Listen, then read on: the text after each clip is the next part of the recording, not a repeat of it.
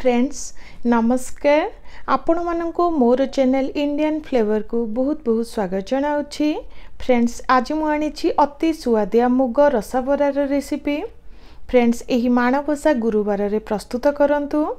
देखंतु यही पिठा को देखा जमीती खाइबा पाई मध्य बहुत सुआदिया देखंतु केते रसीला प्रस्तुत होईछि।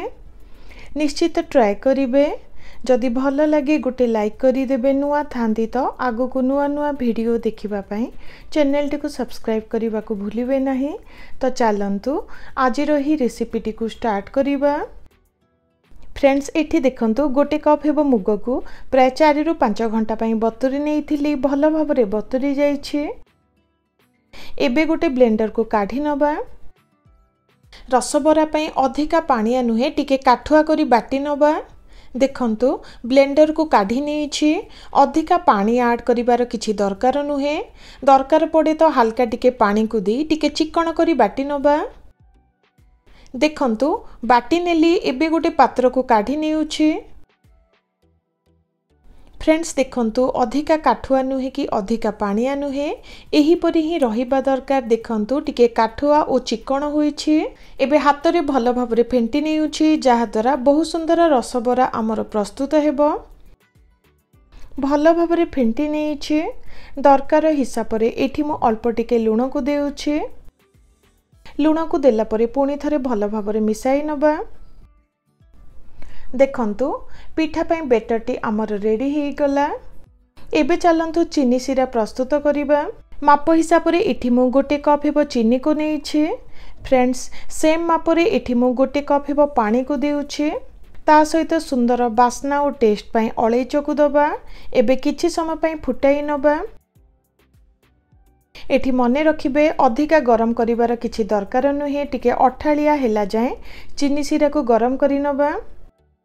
किछि समय परे देखंतु चेक करूछि टिके अठालिया लागुछि। वर्तमान आमर चीनी सिराटी प्रस्तुत होई गला। एबे हीट को ऑफ करि दबा।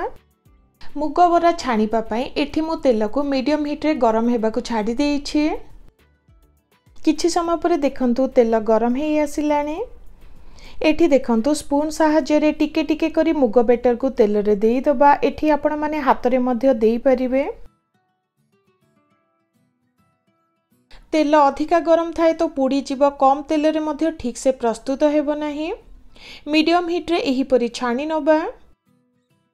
किछि समय परे देखंतु गोटे साइड हल्का भाजी गलानी। एबे ओलोटाई नबा जहा द्वारा उभय साइड भल भाबरे भाजी परिबो।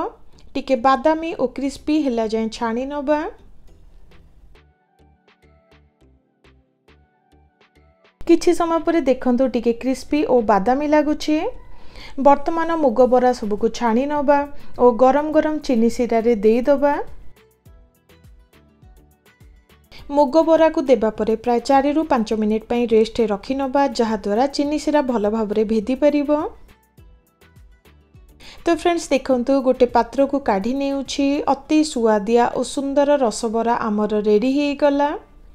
देखिबा को जेमिति खाइबा पाई मध्य बहुत सुआदिया। देखंतु केते रसीला तयारी होईछि। आशा करुछि आपण मानको पसंद आसीबो। निश्चित ट्राए करिवे। पिलांग ठारू बड़ जाए समस्त को पसंद आसीबो। जदि भल लगे गोटे लाइक करिदेवे। नुआ थांती तो आगो को नुआ नुआ वीडियो देखिबा पाई चैनल टी को सब्सक्राइब करने को भूलिबे नहीं। रहुछि नमस्कार।